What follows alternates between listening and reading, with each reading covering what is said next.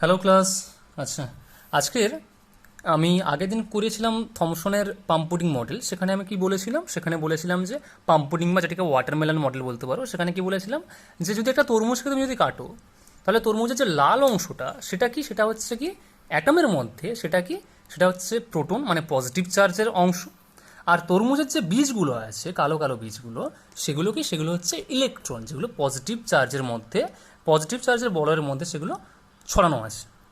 মানে মোটামুটি অ্যাটমও ওরকমভাবেই থাকে, যেটা বলেছিল J Thomson, sir J Thomson. কিন্তু ব্যাপারটা কী হলো, সেখানে একটা যেটা প্রবলেম হলো সেটা হচ্ছে কি, যদি ওইভাবে যদি থাকে তাহলে কি পজিটিভ আর নেগেটিভ চার্জ কি একে অপরকে আকর্ষণ করবে না? তাহলে তো এরা তো একে অপরকে আকর্ষণ করে তো একে অপরের সাথে মিশে যাবে। মিশে গেলে কী হবে, মিশে গেলে তোমার কমপ্লিট ব্যাপারটা একটা মানে নিস্তড়িত হয়ে যাবে ব্যাপারটা পুরোটাই। মানে প্রোটন আর তোমার ইলেকট্রনের তো কোনো অস্তিত্বই থাকবে না যদি মিশে যায়, যদি একদম মিশে যদি নিউট্রালাইজ হয়ে যায়, তাহলে প্রোটন আর তোমার ইলেকট্রনের তো কোনো অস্তিত্বই থাকবে না। কিন্তু সেরম তো না, অ্যাটমের মধ্যে প্রোটনও আছে, অ্যাটমের মধ্যে ইলেকট্রনও আছে। তখন কিন্তু নিউট্রন আবিষ্কার হয়নি, যাই হোক। আচ্ছা, তো সেইগুলো এখন কথাবার্তা বিভিন্ন বিজ্ঞানীরা কথাবার্তা বলছেন। এবার তখন মোটামুটি ওই রেডিও অ্যাক্টিভ ব্যাপার স্যাপার নিয়ে কাজকর্ম চলছে। তো এবার তখন রেডিও অ্যাক্টিভ সাবস্টেন্সও তৈরি হয়েছে। হ্যাঁ, আবিষ্কার হয়ে গেছে, ইউরেনিয়াম ফিউরেনিয়াম সব আবিষ্কার হয়ে গেছে মোটামুটি। হ্যাঁ, তো তখন কি হলো, তখন বিভিন্ন বিজ্ঞানী কী করলেন যে এই রেডিও অ্যাক্টিভ এলিমেন্টগুলো থেকে কী হয়, এগুলো থেকে সবসময় আলফা বিটা এইসব বেরোতে থাকে, গামা এইসব বেরোতে থাকে। এগুলো যদি মানুষের শরীরের সংস্পর্শে আসে, তাহলে কি হয়, মানুষের শরীরে ক্যান্সার তৈরি করতে পারে। এবার দেখো, এগুলোকে নিয়ে তো এখন কাজও করতে হবে, কারণ এগুলোই তো এখনকার ফিউচার। কি দেখো, অ্যাটমিক বোম থেকে শুরু করে অ্যাটমিক পাওয়ার প্ল্যান্ট থেকে শুরু করে আজকের বড় বড় শক্তির উৎস কিন্তু সবই ওই ফিশন ফিউশন, তাই তো। তো এখানে তো এখন কাজ না করলে এত আজ অব্দি বর্তমানে কী করে তৈরি হতো? ওই তখন থেকে কাজ বা যদি না করতো লোকজন, তাহলে আজকের কি এইসব জায়গায় আসতে পারতো? তাহলে তখন কাজ করতে হয়েছে। এবারে তখন কাজটা করবে কি করে, কারণ মানুষের তো প্রাণহানি হয়ে যাচ্ছে ওইভাবে। তো তখন কি করলেন, তখন বিভিন্ন বিজ্ঞানী কী করলেন যে রেডিও অ্যাক্টিভ স্যাম্পেলগুলোকে বা রেডিও অ্যাক্টিভ সাবস্টেন্সেসগুলোকে কোথায় রাখবে, এমন একটা জায়গার মধ্যে রাখো যেখান থেকে ও আলফা বিটা গামা কণা বের করতে পারবে না। তাহলে কোথায় রাখবে? তাহলে বিভিন্ন বিজ্ঞানী আবার বিভিন্ন রকম সাবস্টেন্স করতে আরম্ভ করলেন, আবিষ্কার করতে শুরু করলেন। হ্যাঁ, যে কোন মানে পরীক্ষা নিরীক্ষা করতে শুরু করলেন। তো ইন দ্য ইয়ার অফ 1911 আমাদের বিজ্ঞানী রাদারফোর্ড এবং তার টিম, তারা কি করলেন, তারাও করলেন যে তারা একটা এক্সপেরিমেন্ট করলেন। তারা কি করলেন, সোনা ইউজ করলেন, যেটাকে বলা হচ্ছে গোল্ড। তারা গোল্ড ইউজ করলেন। বলছে গোল্ডটাকে আমরা ইউজ করব, গোল্ডটাকে আমি এমন জায়গায় রাখবো, হ্যাঁ মানে তেজস্ক্রিয় পদার্থের সামনে রাখবো, দেখি গোল্ডটা ওই আলফা বিটা গামা এইসব বের করতে সক্ষম কিনা, মানে ওকে ভেদ করে আলফা বিটা গামা পার্টিকেলগুলো বেরোতে পারছে কিনা। যদি বেরিয়ে যায় তাহলে ভাই গোল্ড ভালো না, গোল্ডকে ছেড়ে দিতে হবে। আর যদি না বেরোয় তাহলে গোল্ডটাকে রাখতে হবে। এবার তখন আরেকটা জিনিস ছিল, দেখো এবার যদি আমি বলি যে আমি একটা দেওয়াল বানালাম তেজস্ক্রিয় পদার্থের চারিদিকে, এবার দেওয়ালটা যদি অসম্ভব ভারী হয়ে যায়, তখন তো আমি জিনিসটাকে ক্যারি করতে অসুবিধা হবে। তাহলে এমন কিছু বানাতে হবে যেটা পাতলা হবে, যেটা হালকা হবে, তাই তো, এবং যেটা সহজেই ক্যারি করতে পারবো। তো এরম কিছু একটা জিনিসপত্র বানানোর তখন একটা কথাবার্তা চলছিল। তো তখন কি করলেন বিজ্ঞানী আমাদের হচ্ছে রাদারফোর্ড, কী করলেন এবং তার টিম, তারা কী করলেন, ওই গোল্ডটাকে নিলেন।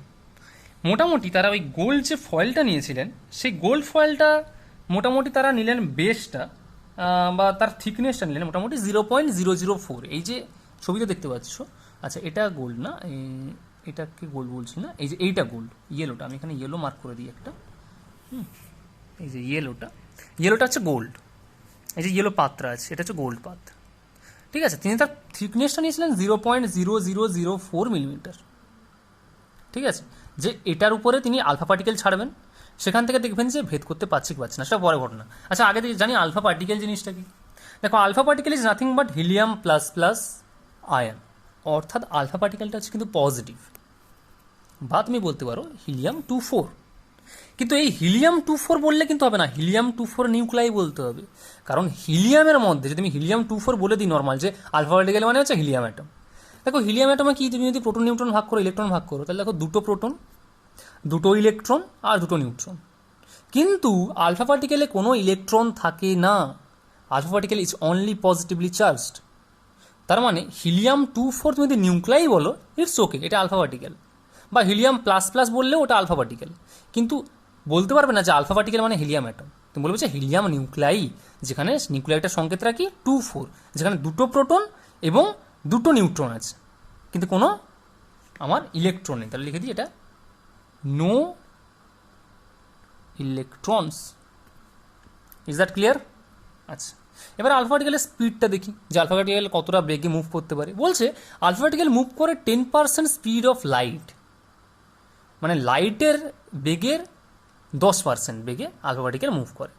তার মানে মোটামুটি হচ্ছে 3 × 10⁶ মিটার পার সেকেন্ড। ওকে, তাহলে মোটামুটি আলফা পার্টিকেল সম্পর্কে জানা গেল। আচ্ছা, এবার এক্সপেরিমেন্টটা দেখি। এক্সপেরিমেন্টটা ভালো করে বোঝো, আমি ছবিটা মোটামুটি এঁকে দিয়েছি, বোঝো। আচ্ছা, তিনি মোটামুটি এইটা তোমার এই যে এটা কি বলতে কি কালোটা, এই ব্ল্যাকটা হচ্ছে কি, এটা হচ্ছে রেডিও অ্যাক্টিভ সাবস্টেন্স, অর্থাৎ কোনো একটা রেডিও অ্যাক্টিভ পদার্থ। তিনি মোটামুটি ওই নিয়েছিলেন, মোটামুটি ওই বিসমাথটা নিয়ে, মেবি এরকমই কিছুটা নিয়েছিলেন, বিসমাথ 83, হ্যাঁ, আর ওদিকে উপরে ছিল 214, মোটামুটি এরকম টাইপের একটা নিউক্লাই তিনি মোটামুটি নিয়েছিলেন, বিসমাথ টাইপের কিছুটা নিয়েছিলেন, বা যেটাকে বলা হচ্ছে তোমার ওই রেডিয়াম কার্বাইড যেটাকে বলে আর কি, হ্যাঁ, RAC যেটাকে বলে রেডিয়াম কার্বাইড, এটা তিনি নিয়েছিলেন। আচ্ছা, ইনি এর উপরে কি করলেন, যেহেতু এটার থেকে তিনি এক্সপেরিমেন্ট করছেন, প্রথমে মোটামুটি তখন একটা আবিষ্কার, লেড একটা আবিষ্কার হয়ে গেছিলো। হ্যাঁ, লেড কী করে তেজস্ক্রিয় পদার্থগুলোকে, মানে আলফা বিটা গামা যে পার্টিকেলগুলো বেরোয় ওকে মোটামুটি আটকাতে সাহায্য করে লেড। হ্যাঁ, মানে এটা মোটামুটি তোমার হচ্ছে লেড, একটা লেডের একটা মোটামুটি এরকম একটা বক্স করেছিলেন, বক্সে একটা ফুটো রেখেছিলেন, ঠিক আছে। এই বক্সের মধ্যে একটা রেডিও অ্যাক্টিভ সাবস্টেন্সেস রেখেছিলেন। এবার তিনি করলেনটা কি, তিনি করলেন হচ্ছে এরম একটা, এই যে সবুজটা যে আঁকা আছে, এইটা সবুজটা হচ্ছে ইজ নাথিং বাট, এটা হচ্ছে কি একটা ফটোগ্রাফি প্লেট, ফটোগ্রাফিক প্লেট, বা মানে একটা প্লেটের উপরে মোটামুটি তিনি জিঙ্ক সালফাইডের আস্তরণ দিয়ে দিয়েছিলেন। জিঙ্ক সালফাইড কী করে, কী বলেছি, জিঙ্ক সালফাইড কী করে, ফ্লুরোসেন্স দেয়, মানে যদি কোনো একটা আলো যদি লাগে, এখানে টাচ করে ধাক্কা মারে, তাহলে কি ওখানে কিন্তু ও একটা স্পট দেবে, একটা বিন্দু দেবে, দেখাবে যে হ্যাঁ আমার ওখানে টাচ হয়েছে। হ্যাঁ, কালো কালো স্পট দেবে, বা তোমার হচ্ছে আলো সৃষ্টি করবে প্রথমে, মানে ধাক্কা লাগলে একটা আলো তৈরি হবে ওখানটা, যে ওখানে কিছুটা ধাক্কা লেগেছে, ঠিক আছে। তো মোটামুটি ওটা এই কাজটা করে। কেন করলেন এটা, যে আমি যখন, আচ্ছা তারপর আগে বলে দিই, এই যে এটা ঠিক কেমন জানো তো, ঠিক জিনিসটা তুমি এভাবে কল্পনা করো, এই যে তোমার যে ফটোগ্রাফিক প্লেটটা, এটা তুমি উপর দিয়ে দিচ্ছি, এটা যদি তুমি পাশ দিয়ে দেখো তাহলে জিনিসটা ঠিক এরকম হবে, মানে দেখো ঠিক এরকমভাবে, মানে একটা গোল কিছু একটা এরকম বেন্ড করা আছে, ঠিক আছে। আচ্ছা, তার ঠিক মাঝখানে কি করেছে, আমি যদি এটা গোলটাকে যদি বেন্ড করে রাখি, তার ঠিক এইখানে এইরকম একটা জায়গায় এই যে সোনার পাত্র রাখা আছে, এই যে গোল্ড ফয়েলটা 0.0004 মিলিমিটারের গোল্ড ফয়েলটাকে রাখা আছে, খুবই পাতলা, এখানে রাখা আছে, মানে ধরো আমি বললাম যে এইখানে রাখা আছে, আমি এরকম এই করে আছি, আর ঠিক এই জায়গাটায় কি আছে, এই জায়গাটায় আছে আমার এই জিনিসটা, রেডিও অ্যাক্টিভ স্যাম্পল। মানে জিনিসটা কী হবে, আমি ধরো এরকম কিছু একটা রেখেছি, কিছুটা দিয়ে দেখালে ভালো হতো, কী দিয়ে দেখাই বলো দেখি, না দেখানো কিছু নেই। আচ্ছা, আমি এই হাতটাকে দেখলাম, আমি এই হাতটাকে বললাম যে এটা আমার ফটোগ্রাফিক প্লেট, ঠিক আছে। আর এইটাকে বললাম কি, এটা তো অনেক একটা ছিপটিপি হলে ভালো হতো, কিছুই নেই কাছে যে দেখাবো, যাই হোক। আচ্ছা দেখো, ধরো আমি এটাকে এইভাবে দেখাচ্ছি, তাহলে এবার বুঝতে সুবিধা হবে তো, এইভাবে দেখাচ্ছি, এইটা হচ্ছে তোমার ফটোগ্রাফিক প্লেট, এইখানে দেখো এইখানে আছে গোল্ড পার্টিকেল, আর এখানে আমি একটা বক্স বসিয়ে রেখেছি, সেই বক্সের মধ্যে রেডিও অ্যাক্টিভ স্যাম্পেলটা আছে, আর এখান থেকে একটা ফুটো করে দিয়েছি, ঠিক আছে। যদি ফুটো করি কী হবে, রেডিও অ্যাক্টিভ স্যাম্পেল থেকে কী বেরোয়, আলফা পার্টিকেল বেরোয়, সে সোজা বেরোবে, দিয়ে আমার এটার মধ্যে ঢুকবে, ঢুকে একে ধাক্কা দেবে, দেখো এখানেও কিন্তু ফাঁকা করা আছে, যাতে তুমি এই পার্টিকেলগুলোতে এখানে ঢুকতে পারে, আলফা পার্টিকেলগুলো ঢুকতে পারে, ঠিক আছে। তাহলে কী হচ্ছে, মোটামুটি এই আলফা পার্টিকেলগুলো, এগুলো কী সব আলফা পার্টিকেল, এগুলো সব আলফা পার্টিকেল, এরা কী করছে, এরা এইভাবে যাচ্ছে, অনেক আলফা পার্টিকেল, অনেক রাশি রাশি আলফা পার্টিকেল যাচ্ছে, গিয়ে কী করছে, এই যে সোনার পাত্রা আছে, যেটা গোল্ড মানে পাত্রা আছে, সেই পাত্রায় কী করছে, সেই পাত্রায় ধাক্কা দিচ্ছে।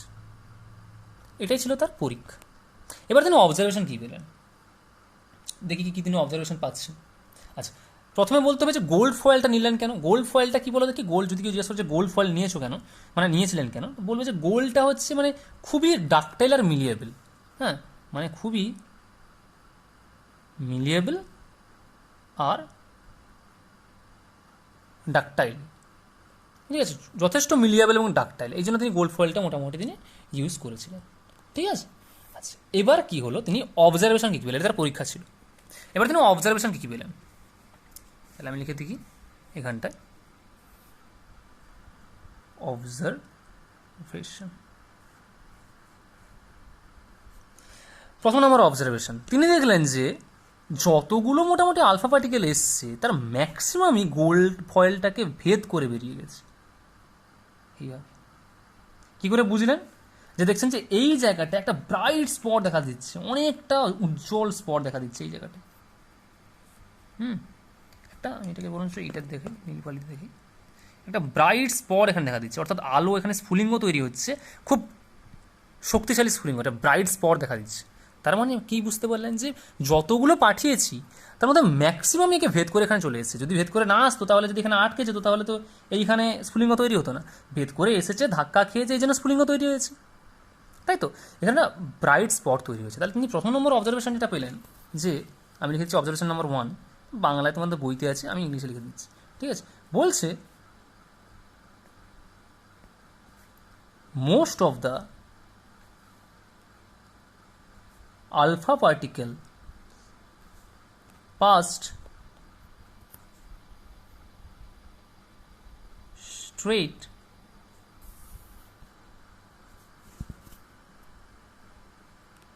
through the gold foil। অর্থাৎ ম্যাক্সিমাম যে আলফা পার্টিকেলগুলো ছিল সেগুলো কি করলো? গোল্ড ফয়েলটাকে ভেদ করে এখানে ধাক্কা মারলো, প্রথম নম্বর। আচ্ছা, পরে তিনি লক্ষ্য করলেন যে না, কিছু কিছু আবার স্ফুলিঙ্গ দেখা যাচ্ছে, এরম জায়গায় দেখা যাচ্ছে, এরম জায়গায় দেখা যাচ্ছে, এরম জায়গায় দেখা যাচ্ছে, এরম জায়গায় দেখা যাচ্ছে। অর্থাৎ কিছু কিছু আলফা পার্টিকেল সোজা না গিয়ে ডেভিয়েট হয়ে গেছে বিভিন্ন অ্যাঙ্গেলে। হ্যাঁ, এরকম ডিভিয়েশন হয়ে গেছে। এইদিকে একটা চলে গেছে, গিয়ে এখানে ধাক্কা মেরেছে, এইদিকে একটা চলে গিয়ে এখানে ধাক্কা মেরেছে, এইদিকে একটা চলে গিয়ে এখানে ধাক্কা মেরেছে, এইদিকে একটা চলে গিয়ে এখানে ধাক্কা মেরেছে। ঠিক আছে, ছবিতে 4টে দেখিয়েছি, কারণ অনেক আলফা পার্টিকেল ছিল ধাক্কা খেয়েছে মোটামুটি। ম্যাক্সিমাম আলফা পার্টিকেলগুলো ভেদ করে বেরিয়ে গেছে, আর কিছু কিছু আলফা পার্টিকেল ছিল সেগুলো মোটামুটি ডেভিয়েট হয়ে চলে গেছে। তো তিনি মোটামুটি একটা অবজার্ভ করে একটা হিসাব লাগালেন। তিনি হিসাব লাগিয়ে দেখলেন যে মোটামুটি 200টার মধ্যে একটা আলফা পার্টিকেল এরকম ডেভিয়েট হয়ে গেছে। আমি এখানে 200টা যদি আলফা পার্টিকেল পাঠাই, আমি কথার কথা বলছি, মানে একটা রেশিও, যে যদি আমি 200টা আলফা পার্টিকেল যদি এখান থেকে বেরিয়ে আসে, তাহলে এদের মধ্যে ডেভিয়েট হচ্ছে মাত্র একটা। তাহলে আমি লিখে দিই যে 1 alpha particle out of 200 deviated from its path। অর্থাৎ যে পথে আলফা পার্টিকেলগুলো যাওয়ার কথা ছিল সেই পথে না গিয়ে 200টার মধ্যে একটা আলফা পার্টিকেল কি করছে? তারা ডেভিয়েট হয়ে যাচ্ছে। ডেভিয়েট হয়ে এখানে স্ফুলিঙ্গ দিচ্ছে, এখানে স্ফুলিঙ্গ দিচ্ছে, এখানে এখানে। এই জন্য উনি বুঝতে পারলেন যে আলফা পার্টিকেলগুলো ডেভিয়েট হয়ে যাচ্ছে। আচ্ছা, তিনি কি করলেন?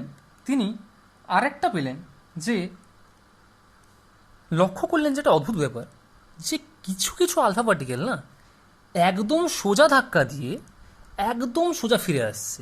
মানে ধাক্কা এরকম দিয়েছে এই দিকে, আবার ফিরে আসছে ওই দিকে, মানে একদম 180 ডিগ্রি অ্যাঙ্গেলে ওরা বেরিয়ে আসছে। সেটা খুবই কম। সেটা মোটামুটি তিনি বললেন যে 20,000টার মধ্যে, যদি আমি এখান থেকে 20,000টা যদি আলফা পার্টিকেল পাঠাই, তার মধ্যে একটা আলফা পার্টিকেল ঘুরে আসছে কত ডিগ্রি অ্যাঙ্গেলে? 180 ডিগ্রি অ্যাঙ্গেলে। তাহলে তিনি বললেন যে 1 alpha particle out of 20,000, 20,000-এর মধ্যে একটা alpha particle deviated at an angle কত? 180 ডিগ্রি। অর্থাৎ যাচ্ছে, ধাক্কা খাচ্ছে, ঘুরে আসছে। হ্যাঁ, এইভাবে গেল, সোজা ধাক্কা খেলো, ঘুরে এলো, মানে একদম 180 ডিগ্রি অ্যাঙ্গেলে ঘুরে আসছে। তার রেশিওটা কত? যদি আমি যদি 20,000 যদি পাঠাই, তার মধ্যে একটা আলফা পার্টিকেল এরকম ডিফিট হয়ে যাচ্ছে। ঠিক আছে, এবার এখান থেকে এই যে তিনি অবজারভেশনগুলো পেয়েছেন, এখান থেকে তিনি এবার ভাবতে আরম্ভ করলেন যে এরকমটা হলো কেন। আচ্ছা, এরকমটা হলো কেন একটু ভাবি। আচ্ছা, এবার আমি বলি কি, আমি আলফা পার্টিকেলটাকে আমি একটু সামনে থেকে দেখার চেষ্টা করি।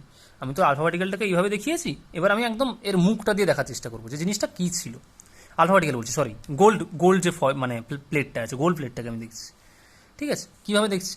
তাহলে গোল্ড প্লেটটাকে যদি আমি সামনে দিয়ে দেখি তাহলে দেখতে কেমন হবে? ঠিক ঠিক জিনিসটা এরকম, ধরো একটা স্লিট এরকম আছে, যে এরকম একটা ধরো পাত আছে, এরকম একটা পাত আছে, সেই পাতে তোমার যেহেতু তোমার অনেক মানে কি সোনার বা গোল্ডের অনেক পরমাণু আছে, যেহেতু এটা গোল্ডের পাত, তাহলে পরমাণুগুলোকে আমি আঁকলাম। কীভাবে আঁকলাম? আমি মোটামুটি এগুলোকে এইভাবে আঁকছি। ধরো এই একটা আছে, ঠিক আছে, ধরো এই একটা আছে, আবার ধরো এই একটা আছে, এরমভাবে একটা আছে, তাই তো? এগুলো কি গোল্ডের সব পরমাণু, তাই তো? আচ্ছা, তিনি প্রথম এক্সপেরিমেন্টটা কি, প্রথম অবজারভেশন কি দেখেছিলেন? যে ম্যাক্সিমাম আলফা পার্টিকেলগুলো কি করছে, ভেদ করে বেরিয়ে যাচ্ছে। তার মানে পরমাণুর মধ্যে যদি আমি আলফা পার্টিকেল ছাড়ি এইভাবে, সেগুলো কি করছে? সেগুলো ম্যাক্সিমাম এরম ভেদ করে যাচ্ছে, তাই তো?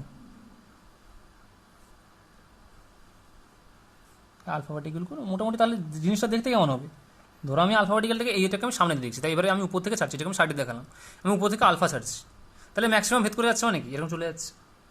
তার মানে তিনি বলতে পারেন যে একটা পরমাণুতে আমি আলফা পার্টিকেলটা পাঠিয়েছি, আলফা পার্টিকেলের ম্যাক্সিমাম আলফা পার্টিকেল যদি ভেদ করে বেরিয়েছে, মানে কি পরমাণুর অধিকাংশ অংশই তাহলে কী হবে? ফাঁকা হবে, ভ্যাকেন্ট হবে, অর্থাৎ ওখানে কিছুই নেই। কিছু নেই বলেই আলফা পার্টিকেল ভেদ করে বেরিয়েছে, ফাঁকা হবে বেসিক্যালি।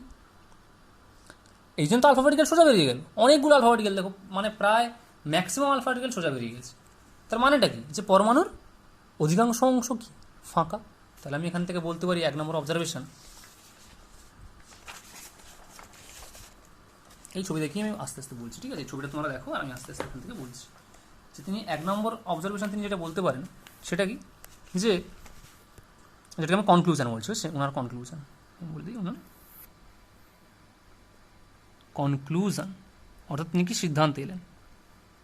তার প্রথম সিদ্ধান্ত কী হবে? 1 নম্বর, যেহেতু ম্যাক্সিমাম আলফা পার্টিকেল বেরিয়ে গেছে, তাহলে কি, যে অ্যাটম বা পরমাণু ইজ অলমোস্ট এমটি, অর্থাৎ একটা পরমাণু যে সেটা ম্যাক্সিমাম অংশ কী হবে, তার ফাঁকা হবে। ম্যাক্সিমাম অংশ ফাঁকা, এই জন্য তো আলফা পার্টিকেলগুলো বেরিয়ে গেল। তাহলে প্রথম সিদ্ধান্ত তিনি এটা বলতে পারবেন। আচ্ছা, নেক্সট অবজারভেশন তিনি কী দেখেছিলেন? বলছে নেক্সট অবজারভেশন তিনি দেখেছেন যে আমি আলফা পার্টিকেল পাঠিয়েছি এবং আলফা পার্টিকেলগুলো ডিভিয়েট হয়ে গেছে। মানে আলফা পার্টিকেল কিছু একটা দ্বারা আঘাত পেয়ে বা কিছু একটা দিয়ে বিকর্ষিত হয়ে সে ডিভিয়েট হয়ে গেছে। তাহলে তিনি বললেন যে যে আলফা পার্টিকেল, তো আমি প্রথমেই বলেছিলাম যে আলফা পার্টিকেল মানে plus charge, helium plus plus, তাহলে একটা প্লাস চার্জ ডিভিয়েট হয়ে যাচ্ছে। কী দিয়ে ডিভিয়েট হবে? একটা প্লাস চার্জ যদি ডিভিয়েট হয় তাহলে সে প্লাস চার্জ দিয়ে বিক্ষেপিত হবে, মানে বিকর্ষিত হবে বেসিক্যালি। প্লাস চার্জ যদি প্লাস চার্জের কাছে যায় তাহলে কী হবে? সে বিকর্ষিত হয়ে যাবে, তাই তো? তাহলে তিনি বললেন যে যে অ্যাটমের মধ্যে একটা জায়গা আছে, যে জায়গাতে প্লাস চার্জ আছে, কারণ কি খুব কম অংশ, খুব কম আলফা পার্টিকেল ডিভিয়েট হয়ে গেছে, মানে প্রায় 200টার মধ্যে মোটামুটি একটা আলফা পার্টিকেল ডিভিয়েট হয়ে গেছে, মানে ম্যাক্সিমাম অংশটা ফাঁকা আছে। আর অ্যাটমের মধ্যে এমন কোনো জায়গা আছে যে জায়গায় কি আছে, তোমার প্লাস চার্জ আছে। তাহলে তিনি বললেন যে অ্যাটমের মধ্যে এরকম জায়গা আছে যে জায়গাতে প্লাস চার্জগুলো কেন্দ্রীভূত হয়ে আছে, অর্থাৎ ওখানে কি আছে, ওখানে প্রোটনসগুলো একসাথে আছে। যেহেতু প্রোটনস একসাথে আছে সেহেতু কি হচ্ছে, যে আলফা পার্টিকেলগুলো এরম হয়ে এই যে এরম এখানে ধাক্কা খেলো, বিক্ষেপিত হয়ে গেল, স্ট্রেট লাইন হবে, যেহেতু আমি সব স্ট্রেট লাইনে দেখানো উচিত দেখবো। বা এই গেল, ধরো আমি এটা ছাড়লাম, যে এই গেল দিয়ে বিক্ষেপিত হয়ে গেল, এই যাচ্ছে বিক্ষেপিত হচ্ছে, এই যাচ্ছে বিক্ষেপিত হচ্ছে, মানে মোটামুটি অ্যাটমের মধ্যে প্রোটন আছে এবং প্রোটনগুলো কী করেছে, তারা পুরো যে অ্যাটমটা আছে সে অ্যাটমের তুলনায় খুব কম অংশে প্রোটন আছে। মানে অ্যাটমের যদি ভলিউম খুব বেশি হয় তাহলে অ্যাটমের খুব কম অংশের মধ্যে প্রোটন আছে। কারণ কি, যে অ্যাটমের ম্যাক্সিমাম জায়গা থেকে কিন্তু তোমার সব বেরিয়ে গেছে, পার্টিকেল সব বেরিয়ে গেছে, কিন্তু প্রায় 200টার মধ্যে একটা পার্টিকেল কী হয়েছে, সে বিক্ষেপিত হয়েছে। তার মানে কি, অ্যাটমের ম্যাক্সিমাম অংশটা ফাঁকা এবং এমন একটা কোনো জায়গা আছে যে জায়গাতে কিছু কিছু আলফা পার্টিকেল গিয়ে বিক্ষেপিত হচ্ছে। তাহলে কিছু কিছু আলফা পার্টিকেল গিয়ে বিক্ষেপিত হচ্ছে মানে কি, খুব একটা কম জায়গার মধ্যে প্লাস চার্জগুলো আছে। তাহলে এই যে লাল লালগুলো আঁকলাম, এগুলো কি, এগুলো হচ্ছে কি প্রোটন, যেগুলো এক জায়গায় আছে অ্যাটমের মধ্যে। ঠিক আছে, তাহলে তার নেক্সট কী হবে, যে তিনি বললেন, আচ্ছা তিনি এটা কি বললেন, যে যে জায়গাটার মধ্যে তোমার এই প্রোটনগুলো আছে সেই জায়গাটা তিনি নাম দিলেন হচ্ছে নিউক্লিয়াস। তাহলে তিনি বললেন কি, 2 নম্বর, যে এই যে নিউক্লিয়াসটা না, নিউক্লিয়াস ইজ প্রেজেন্ট ইনসাইড, বা বললেন যে at the centre of the atom and have all protons in it. ব্যাপারটা ক্লিয়ার হলো? তিনি বললেন যে যে নিউক্লিয়াস আছে অ্যাটমের মধ্যে, এবং কোথায় আছে, অ্যাটমের মধ্যেই আছে, বা মোর স্পেসিফিক্যালি বলতে গেলে তিনি বললেন যে অ্যাটমের সেন্টারে আছে, অ্যাটমের সেন্টারে নিউক্লিয়াস আছে। এবং নিউক্লিয়াসের মধ্যে কী আছে, নিউক্লিয়াসের মধ্যে সব প্রোটনগুলো আছে। এই যে এইটা কি, রেড রেড অংশটা হচ্ছে পজিটিভ চার্জ, যেটাকে বলছে নিউক্লিয়াস, যে ওই নিউক্লিয়াসটার মধ্যে সমস্ত প্রোটন ঢুকে আছে, সমস্ত পজিটিভ চার্জ ওখানে আছে। এই জন্য কী হয়েছে, যেহেতু আলফা পার্টিকেলগুলো পজিটিভ, তাই ওখানে গিয়ে ধাক্কা খেয়ে বিক্ষেপিত হয়ে গেছে। যেহেতু পজিটিভ পজিটিভকে রিপালশন হয়, তাহলে কী হচ্ছে, বিক্ষেপিত হয়ে গেছে। ক্লিয়ার ব্যাপারটা? 2 নম্বর পয়েন্ট লিখে নাও।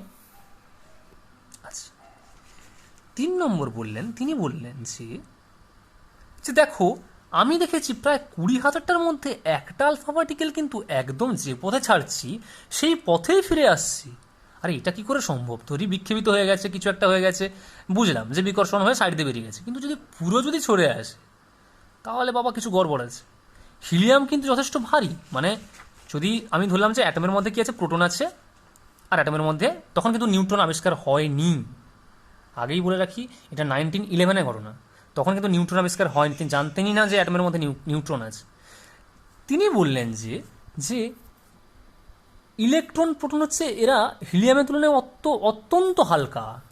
মানে তুমি যদি একটা মানে একটা কি বলা যায়, একটা তুমি কাঁচের গুলি রেখেছো আর তুমি তাকে একটা বন্দুক দিয়ে ফায়ার করেছো, যে ফায়ারটা করলে তার কাঁচের গুলিটা কি ওখানে থাকবে, বন্দুকটা কি, ওই গুলিটা কি করবে, কাঁচের গুলিটাকে ভেঙে সোজা বেরিয়ে যাবে।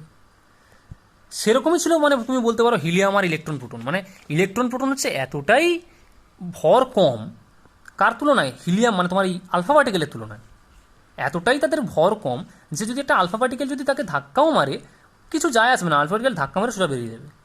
কিন্তু তাও আমি দেখছি যে আলফা পার্টিকেল হয় বিক্ষেপিত হচ্ছে, আবার একটা ক্ষেত্রে দেখলাম যে আলফা পার্টিকেল সোজা গিয়ে একদম 180 ডিগ্রি অ্যাঙ্গেলে বেঁকে চলে আসছে। তাহলে ব্যাপারটা কি?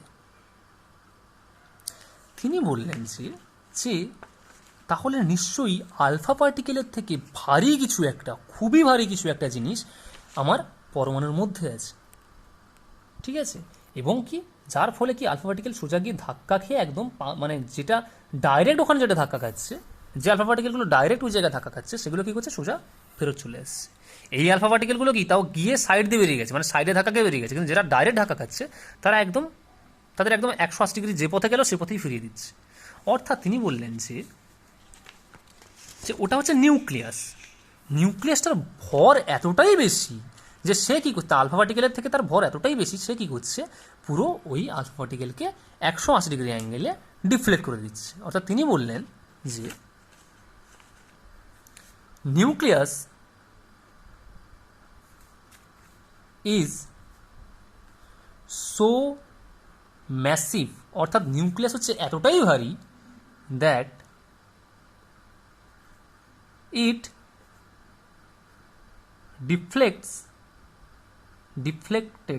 deflected alpha particles back at 180 degree. অর্থাৎ নিউক্লিয়াসটা এতটাই ভারী যে সে অ্যালফা পার্টিকেলগুলোকে যদি যে ডাইরেক্ট ধাক্কা খাচ্ছে তাকে কী হচ্ছে, প্রায় 180 ডিগ্রি অ্যাঙ্গেলে তাকে ঘর পাঠিয়ে দিচ্ছে, ঘুরিয়ে দিচ্ছে। ঠিক আছে, বোঝা গেল জিনিসটা কি? তাহলে মোটামুটি তিনি বললেন যে একটা পরমাণুর মধ্যে তাহলে আছে কি, নিউক্লিয়াস আছে যার মধ্যে শুধুমাত্র প্রোটন আছে, তখন ইলেকট্রন আবিষ্কার হয়নি।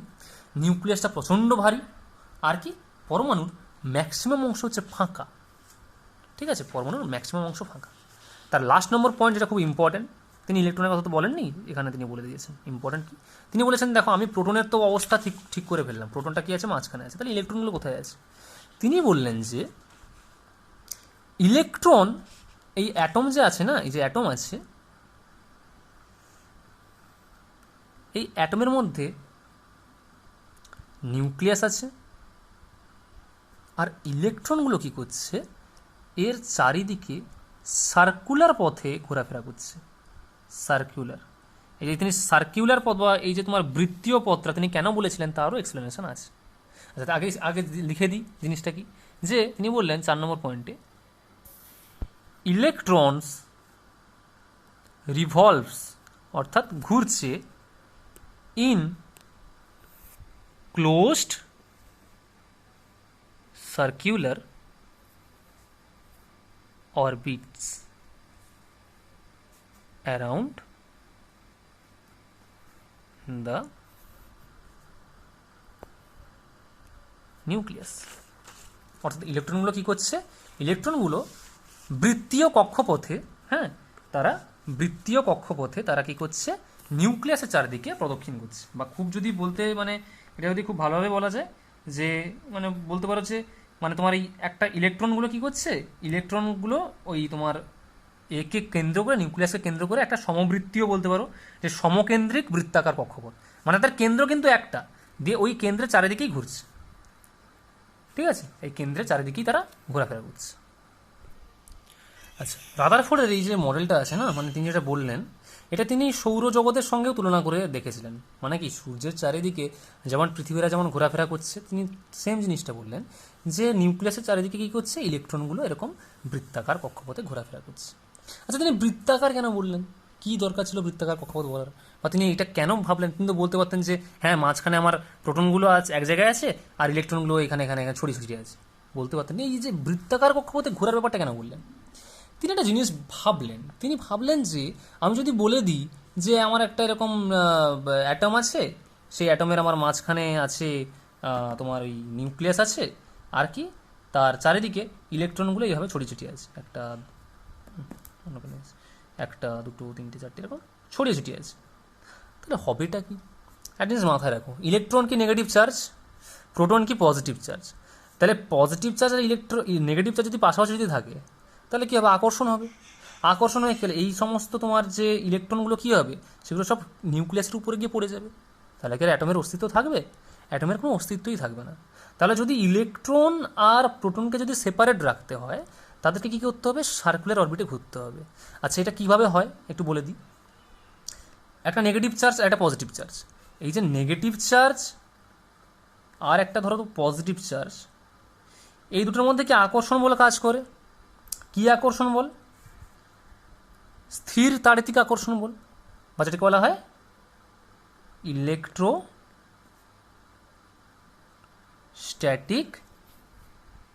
ফোর্স। মানে কি, ধরো এটা এটা তোমরা নিশ্চয়ই 10-এ হয়তো পড়েছো বা 11-11 পড়বে, জানি না আমি। ধরো দুটো চার্জ আছে, আমি ধরলাম যে একটা Q1 চার্জ আছে, একটা Q2 চার্জ আছে, তো এটা প্লাস এটা মাইনাস, আর এদের মধ্যে ডিস্টেন্স ধরো আমি বললাম, এদের মধ্যে দূরত্ব ধরো আমি বললাম যে আর। তাহলে কুলম্বের সূত্রানুসারে এদের মধ্যে যে বলটা কাজ করবে, যে আকর্ষণ বলটা কাজ করবে, সেটা কি? সেটাকে বলা হয় কুলম্বিক ফোর্স এফ। সেটা কি হয়, Q1 Q2 by r square, মানে চার্জগুলোর গুণফল বাই তাদের দূরত্বের বর্গের ব্যস্তানুপাতি হয় না, এই যে চার্জগুলোর গুণফল বাই আর স্কোয়ার হয়ে যাবে। ঠিক আছে, এটা কি, এটা তোমার হয় সিজিএস এককে। আর এসআইতে কি হয়, এসআইতে এটা হয় একটা কনস্ট্যান্ট চলে আসে, এটা কি 1/4 pi epsilon naught Q1 Q2 by r square. এসআইতে এই এপসাইলনটা কি, এটা হচ্ছে পরাবৈদ্যুতিক ধ্রুবক বলা হয়, ঠিক আছে। এটা যে শূন্য মাধ্যমে, যেহেতু জিরো দেওয়া আছে, শূন্য মাধ্যমে পরাবৈদ্যুতিক ধ্রুবক। যখন তোমরা মানে ইলেকট্রিকের ব্যাপার যখন পড়বে ফিজিক্সে, এগুলো সব ডিটেলসে আসবে, ঠিক আছে। আচ্ছা, তিনি বললেন তাহলে কি একটা মেন কথা জেনে রাখো, যে যদি একটা প্রোটন থাকে, মানে প্রোটন বলছি, তো একটা পজিটিভ চার্জ থাকে, একটা নেগেটিভ চার্জ থাকে, তাদের মধ্যে দূরত্ব যদি আর হয়, তাদের মধ্যে যে আকর্ষণ বলটা কাজ করবে, সেই বলটার মান হচ্ছে এইটা, সিজিএসে এইটা, এসআইতে এইটা। ক্লিয়ার? আচ্ছা, তাহলে কি এই যে তোমার নিউক্লিয়াস আছে, আর এর চারদিকে যে তোমার এইগুলো যে ঘুরছে, ইলেকট্রনগুলো যে ঘুরছে না, মানে চারদিকে যদি ছড়ানো ছড়ানোর মধ্যে থাকে, তাহলে কি হবে, এদের মধ্যে আকর্ষণ বল কাজ করবে। কোন আকর্ষণ বলটা? এই আকর্ষণ বলটা ডিস্টেন্সের উপরে ডিপেন্ড করে, কে কতটা ডিস্টেন্সে আছে, ঠিক আছে। তাহলে আকর্ষণ বল কাজ করলে একেবারে কাছাকাছি এসে কী হবে, একেবারে পড়ে যাবে, সেটিয়ে যাবে। তাহলে কি অ্যাটমের কোনো অস্তিত্ব থাকবে? থাকবে না। তাহলে বলছে, উনি বললেন যে ইলেকট্রনগুলোকে ঘুরতে হবে, তার পেছনে একটা ব্যাখ্যা আছে, এটাও পড়বে তোমরা। বলছে ধরো তুমি একটা ধরো চার্জ আছে, আমি ধরলাম এই চার্জটা ধরো পজিটিভ চার্জ, ঠিক আছে, পজিটিভ চার্জ। আচ্ছা, এবারে ধরো এর চারিদিকে একটা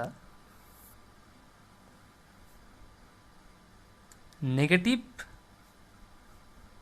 চার্জের কিছু ঘুরছে, বা কোনো নেগেটিভ চার্জ পজিটিভ যাই বলো না কেন, কিছু না কিছু একটা ঘুরছে। যদি এরকম যদি কোনো একটা সার্কুলার মোশন যদি তুমি একটা স্টাডি করো, এটা কি একটা সার্কুলার মোশন, বৃত্তীয় মোশন, সার্কুলার মোশন, এটা বৃত্তীয় মোশন। তুমি এটা যদি স্টাডি করো তাহলে কী হবে, তুমি দেখতে পাচ্ছ যে এইটা যে ঘুরছে না, এর একটা বেগ আছে, যে বেগটাকে বলা হয় অ্যাঙ্গুলার ভেলোসিটি। অর্থাৎ যেহেতু এটা একটা অ্যাঙ্গেল করে ঘুরছে, এটা একটা অ্যাঙ্গুলার ভেলোসিটি আছে, ঠিক আছে। আর এর একটা রৈখিক ভেলোসিটি আছে, যে ভেলোসিটিটা কী করে, ধরো এটা যদি তার এর মধ্যে ডিস্টেন্স হয় এটা, সেই রৈখিক ভেলোসিটিটা কাজ কীভাবে কাজ করে, এর ঠিক ট্যানজেন্ট বরাবর, ঠিক এর সোজা, মানে জাস্ট এইভাবে। অর্থাৎ দেখো, ধরো তুমি একটা দড়িতে একটা ঢিল বেঁধেছো বা একটা পাথর বেঁধেছো, দিয়ে তুমি ঘোরাচ্ছ, তাহলে সেটা এইভাবে ধরো, আমি এখানে এটা আমার হাত, আমি একটা ঘোরাচ্ছি কিছু একটা, তাহলে যদি দেখবে যদি কোনো কারণে দড়িটা যদি ছিঁড়ে যায়, পাথরটা কী হয় বলে দেখি, পাথরটা ছিটকে বেরিয়ে যায় না? ওই যে ছিটকে বেরিয়ে যায়, ধরো আমার এই জায়গায় দড়িটা কেটে গেল, ছিটকে যদি বেরোয়, তাহলে কিন্তু এই সোজা পথে বেরিয়ে যাবে। লক্ষ্য করবে, কোন একটা কিছু ঘোরাতে ঘোরাতে যখন তুমি হঠাৎ করে ছিটকে যাবে, সে কিন্তু বেঁকে যাচ্ছে না, সে কিন্তু সোজা বেরিয়ে যাচ্ছে। অর্থাৎ তার যে রৈখিক বেগটা, তার অভিমুখ কিন্তু থাকে এর সোজা ট্যানজেন্ট বরাবর। অর্থাৎ এর মধ্যে যে ডিস্টেন্সটা আছে আর এইটা প্রায় 90 ডিগ্রি অ্যাঙ্গেলে কাজ করে, ট্যানজেন্ট বরাবর কাজ করে, ঠিক আছে। তাহলে আমি ধরলাম এই পদার্থটার রৈখিক ভেলোসিটি হচ্ছে ভি। অর্থাৎ সে যদি ছিঁড়ে যায়, সে যদি বেরিয়ে যায়, যে সময় তার বেগটা হবে সেটা হচ্ছে ভি। যদি সে ছিঁড়ে যদি যায়, সে কিন্তু ওই রৈখিক বেগে কিন্তু ঘুরছে। এবারে দেখো, তার এইখানে বেগ আছে ভি, যখন সে জিনিসটা এইখানে চলে আসছে, তখন তার বেগের অভিমুখ তখন চেঞ্জ হয়ে গেছে না, এইভাবে চেঞ্জ হয়ে গেছে। এখন বেগের অভিমুখ হচ্ছে এইদিকে, আগে ছিল এইদিকে, এখন হয়েছে এইদিকে। অর্থাৎ কি, এটা একটা ভেক্টর রাশি, তার মান আসে কিন্তু তার অভিমুখ নেই, তাহলে এটা এইদিকে চেঞ্জ হচ্ছে। এবার বলছি, এই যে এটা যে চেঞ্জ হচ্ছে না, এরকম যদি চেঞ্জ হয়, তাহলে এর কিন্তু ত্বরণও চেঞ্জ হবে, ঠিক আছে। এই যে ত্বরণটা থাকে, মানে যেটা তোমার অ্যাক্সিলারেশন বলে, অ্যাক্সিলারেশনটাও কিন্তু চেঞ্জ হবে। যদি রৈখিক বেগে যদি মান চেঞ্জ হয়, তাহলে অ্যাক্সিলারেশনটা চেঞ্জ হবে, ঠিক আছে। আচ্ছা, এই জিনিসটা একটু জেনে রাখো। আচ্ছা, এবার একটা জিনিস দেখো, তাহলে আমি বলছি এই প্লাস চার্জ আছে, এই মাইনাস চার্জ আছে, বা কিছু একটা আছে। আচ্ছা, এ ছিটকে বেরিয়ে যাচ্ছে না কেন? প্রথম কথা হচ্ছে, এই যে পদার্থটা ঘোরাচ্ছে, ও ছিটকে বেরোচ্ছে না কেন? তার কারণটা হচ্ছে, এ একটা বল দিয়ে ওকে টানছে, তাই ও বেরোতে পারছে না। যেহেতু এই বলটা কেন্দ্রের দিকে কাজ করছে, তাহলে বাংলায় বলা হয় কেন্দ্রাভিমুখী বল, কেন্দ্রাভিমুখী বল, ঠিক আছে। বা ইংলিশে বলা হয় এই বলটাকে সেন্ট্রিপিটাল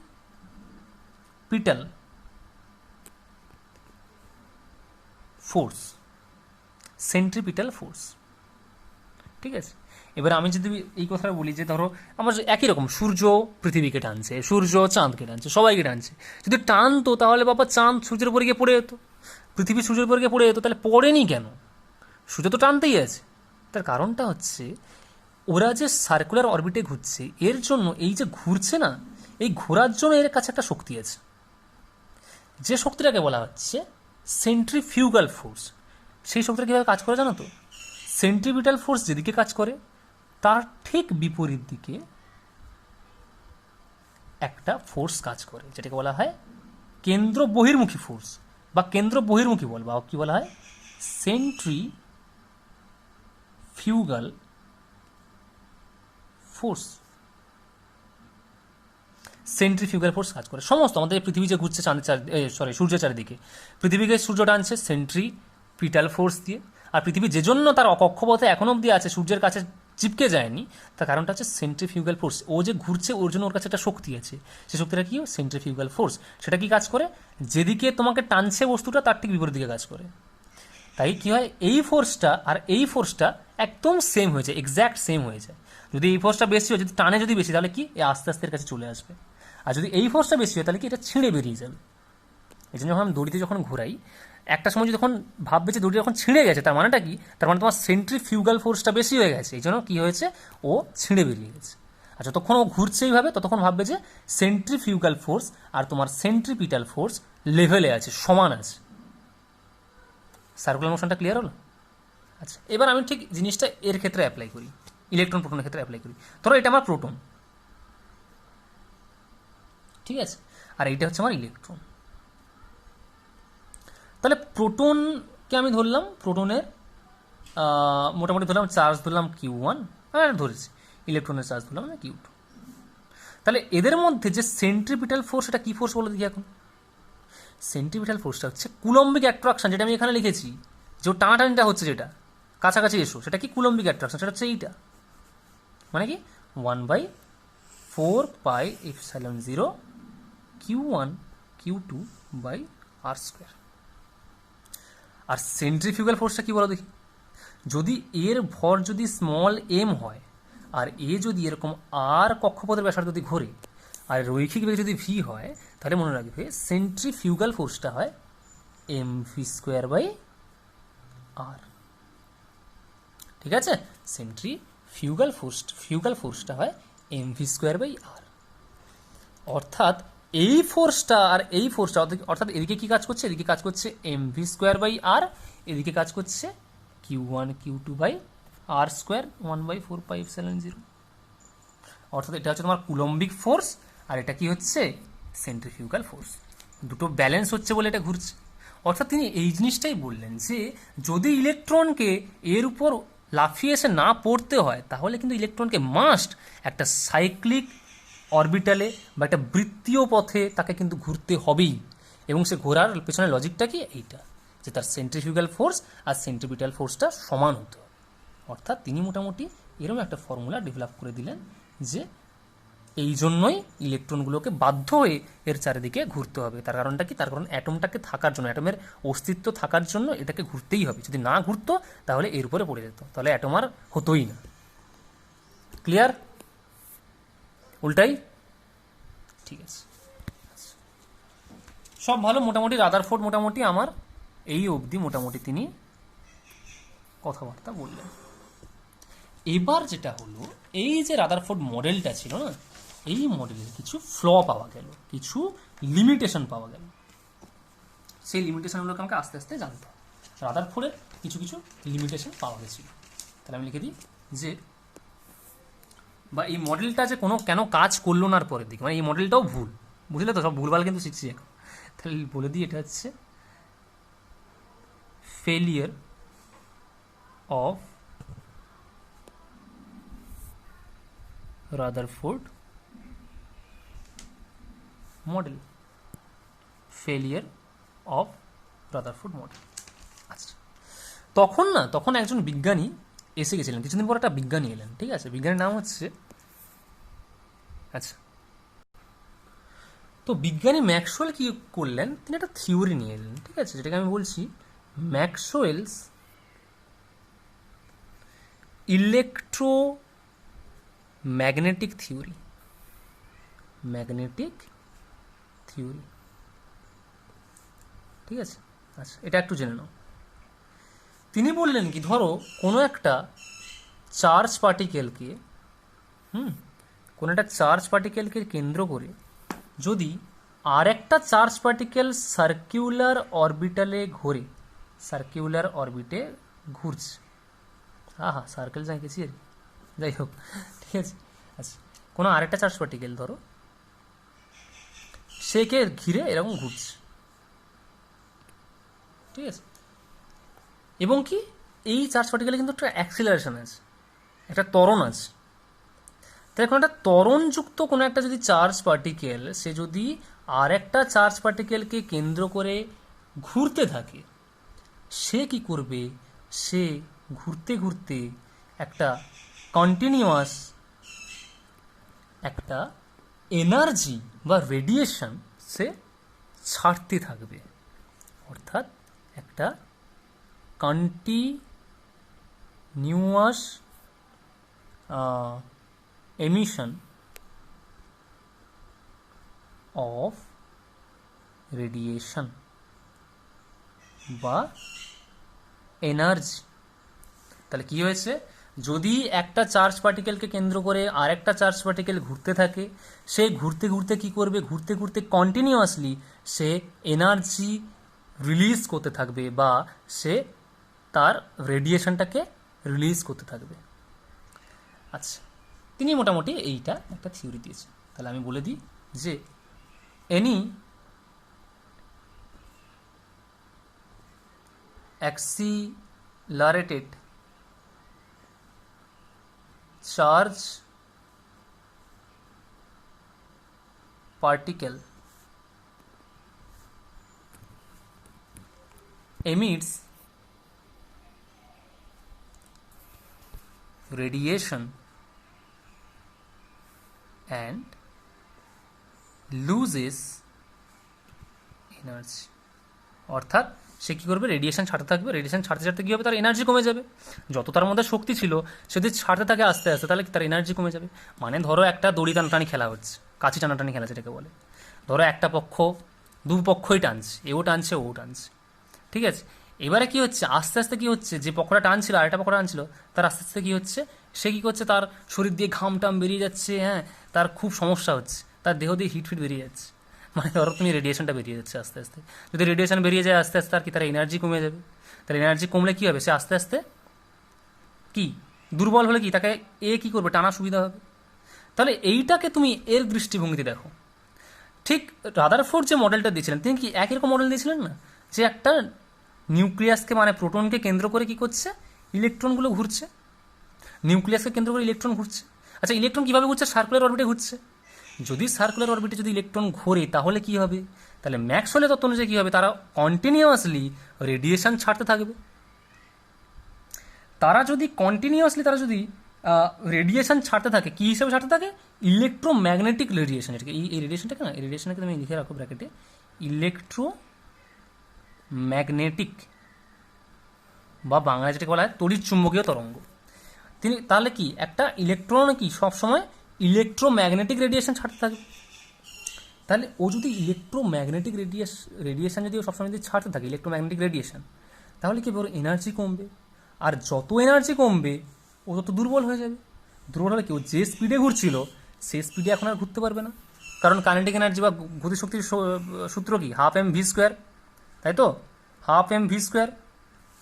তাহলে শক্তি যদি কমে যায়, আমি লিখলাম ই সমান হাফ এম ভি স্কোয়ার, তাহলে এ যদি শক্তি যদি কমে যায়, তার মানে কি, মাস তো কনস্ট্যান্ট, ভর কোনোদিন কমে না, ভর সবসময় স্থির, তাহলে কি ভেলোসিটি বা বেগটা কমে যাচ্ছে, তাহলে কি এর আস্তে আস্তে বেগ কমবে। যখন এর বেগ কমবে আস্তে আস্তে, তখন কি হবে, এ আস্তে আস্তে আস্তে আস্তে এরম হবে, এর রেডিয়াস কমে যাবে, আস্তে আস্তে আস্তে আস্তে আস্তে আস্তে রেডিয়াস কমতে থাকবে, কমতে কমতে কমতে কমতে কমতে কমতে কমতে কমতে কমতে কমতে এক সময় এর উপরে এসে আছড়ে পড়বে। অর্থাৎ কি, একটা স্পাইরাল মোশন দেখা যাবে। এই মোশনটাকে কি বলা হয়, স্পাইরাল মোশন। তাহলে ঘটনাটা কি হলো, যে যদি রাদারফোর্ডের মডেল যদি ওটাই হয়, রাদারফোর্ড যা বলেছিলেন, তাতে কিন্তু তাহলে ঘামতিটা কোথায় থাকছে, তাতে বলছে যে ইলেকট্রন যে ঘুরছে, ইলেকট্রন তো কন্টিনিউয়াসলি ইলেকট্রোম্যাগনেটিক রেডিয়েশন ছাড়ছে, তার মানে তার শক্তি কমছে, শক্তি কমা মানে তার বেগ কমছে, বেগ কমা মানে কি, সে পরপর কম রেডিয়াসের কক্ষপথে ঘুরতে ঘুরতে ঘুরতে ঘুরতে ঘুরতে ঘুরতে কী করবে, এক সময় এর উপরে আসলে পড়বে। মানে ধরো না, তুমি কি বলবো, তোমাকে একটা নর্মাল এক্সাম্পল যদি আমি দিই, ধরো ওই সেই ডোম অফ ডেথ খেলা দেখেছো না, যেটা তোমার সার্কাসে খেলা হয়, ওই যে বাইকাররা যে কি করে, একটা ধরো মানে সেই একটা পৃথিবীর মতো একটা বল করে রাখা হয়, তার মধ্যে দিয়ে বাইকাররা কি করে, বাইকাররা খুব স্পিডে বাইক ঘোরায়, বাইক ঘুরে দেখবে এখন পুরো ঘুরছে উপর দিয়ে নিচে ঘুরছে, পড়ছে না কিন্তু তারা, কিন্তু যদি বাইকের স্পিড যদি সে কমিয়ে দেয়, সে উপরে গিয়ে ধাপাস করে নিচে পড়ে যাবে। বাইকের স্পিড যদি কমিয়ে দেয় আস্তে আস্তে, তাহলে কী করবে, সে আর ওইভাবে ঘুরতে পারবে না, খুব স্পিডে আছে বলে সে কিন্তু ঘুরতে পারছে।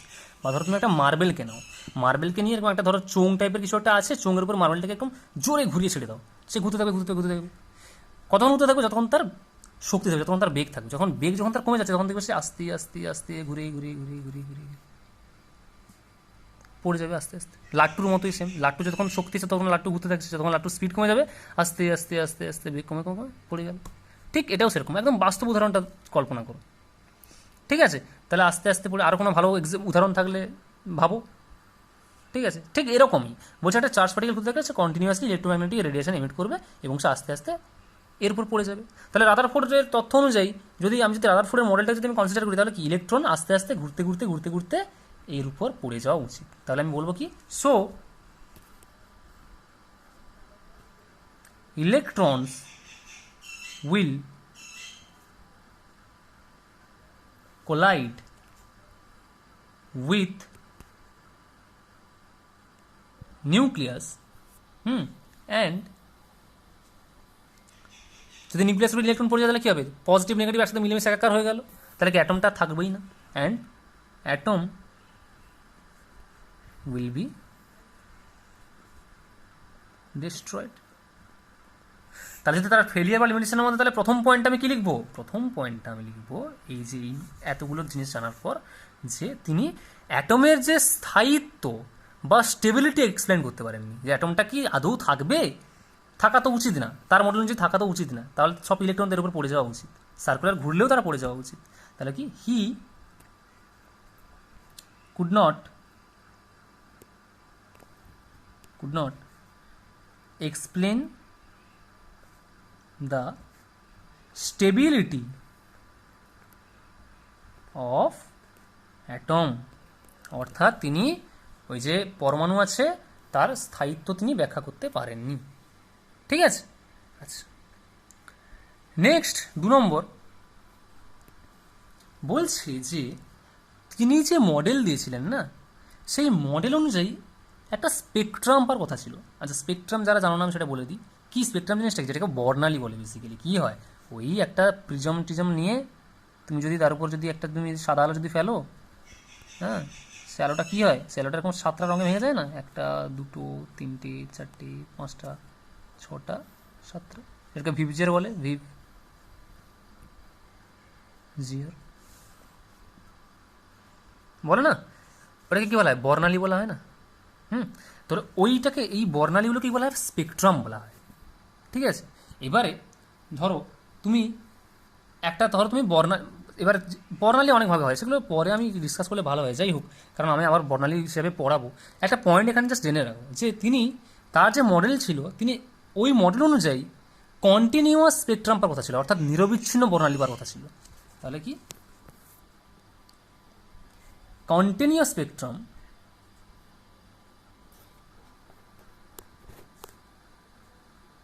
বা যেটাকে বাংলায় বলা হয় নিরবিচ্ছিন্ন বর্ণালী। তাহলে তার যে মডেল ছিল সেখান থেকে কন্টিনিউয়াস স্পেকট্রাম পাওয়ার কথা ছিল, তাহলে continuous spectrum was expected from his model. কিন্তু ভাগ্য বলছি, মানে বেসিক্যালি যেটা তোমার দুর্ভাগ্যের ব্যাপার, তার মডেল থেকে, মানে অর্থাৎ অ্যাটম থেকে আমরা পেলাম লাইন স্পেকট্রাম বা রেখা বর্ণালী। তার মডেল অনুযায়ী কিন্তু পাওয়া উচিত ছিল এরকম কন্টিনিউয়াস স্পেকট্রাম, কিন্তু আমরা পেয়েছি কি, আমরা পেয়েছি বাট লাইন স্পেকট্রাম, যেটাকে বাংলায় বলছে রেখা বর্ণালী। লাইন স্পেকট্রাম was seen, বলে দেবো line spectrum was seen in atom। তাহলে কি he cannot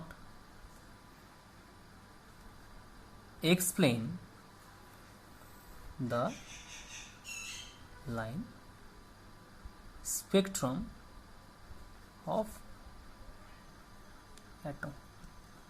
ঠিক আছে, এই যে লাইন স্পেকট্রাম পাওয়ার কথা ছিল নিরবিচ্ছিন্ন বর্ণালী বা কন্টিনিউয়াস স্পেকট্রাম, কিন্তু পেয়ে গেছে লাইন স্পেকট্রাম। এবার অনেকের খটোমটো লাগছে, কি বাবা লাইন স্পেকট্রাম কি, এ স্পেকট্রাম কি। আচ্ছা, এগুলো সম্পর্কে না, এগুলো সম্পর্কে আমি কথাবার্তা বলবো। রেখা বর্ণালীটা কি জেনে নাও।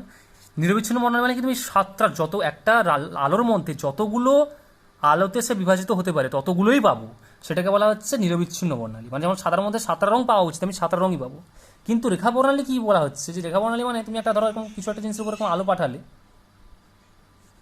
ঠিক আছে, তুমি এই সাতটা প্রমিনেন্ট কালার দেখতে পাবে না, তুমি তার মধ্যে কিছু কিছু জিনিস প্রমিনেন্ট দেখতে পাবে। ধরো এরকম বর্ণালীতে ভাঙলো, বললাম আমি ধরো লালে ভাঙলো, কালো, কালো তো নেই, এটাকে আমি ধরো নীল করে দিলাম, নীলে ভাঙলো, আর ধরো আমি হলুদে ভাঙলো। এবারে এইগুলোর মধ্যে তুমি সবগুলো পাবে না, মানে এই ভিপজিওর পুরোটা পাবে না। তুমি পাবে কি, ধরো কোনো একটা জিনিস প্রচণ্ড ইন্টেন্স পাবে। হয়তো তুমি একটা গ্যাস নিলে, সেই গ্যাসের মধ্যে দিলাম লালটা প্রচণ্ড বেশি পরিমাণে পাচ্ছি, নীলটা একটু কম পাচ্ছি, হলুদটা আর একটু কম পাচ্ছি। মানে এরকম ইউনিফর্ম পাবে না তুমি, এরকম সব বর্ণের আলো পাবে না, কিন্তু তুমি কিছু কিছু আলো পাবে। তার মধ্যে কারোর ডিপ পাবে, কারোর ইন্টেন্সিটি বেশি হবে, কারোর ইন্টেন্সিটি কম হবে। এটাকে বলা হচ্ছে লাইন স্পেকট্রাম। ঠিক আছে, এগুলোই হচ্ছে কি, এগুলো হচ্ছে তোমার লাইন স্পেকট্রাম। এটা নিয়ে আমি কথাবার্তা বলবো, খুব শীঘ্রই কথাবার্তা বলবো এটা নিয়ে, যখন আমি স্পেকট্রামটা পড়াবো। আপাতত এটা জেনে রাখো। তাহলে এই হলো তোমার রাদারফোর্ডের টোটাল মডেল। রাদারফোর্ডের টোটাল মডেলের কী কী বলেছিলেন, তার অবজারভেশন কী ছিল, তিনি কী সিদ্ধান্তে এসেছেন, এবং সেই মডেলের ফ্ল কী, ম্যাক্সওয়েলের মডেল দিয়ে তার মডেলটাকে ব্যাখ্যা করা যায়নি, আর কি তিনি এই কন্টিনিউয়াস স্পেকট্রামটাকে ব্যাখ্যা করতে পারেননি। তাহলে আজ এই অবধি থাক, রাদারফোর্ড মডেল আজকে কমপ্লিট হলো। নেক্সট দিন বোর কী করেছিলেন, রাদারফোর্ডের এই মডেলটাকে দিয়েই তিনি অনেক কারেকশন করে, তিনি অনেক রকম কারেকশন করে তিনি একটা মডেল দিলেন, যে মডেলটাকে বলা হচ্ছে বোরের মডেল। সেটা আমি নেক্সট ক্লাসে বোরের মডেল সম্পর্কে আলোচনা করব। ওকে, থ্যাংক ইউ।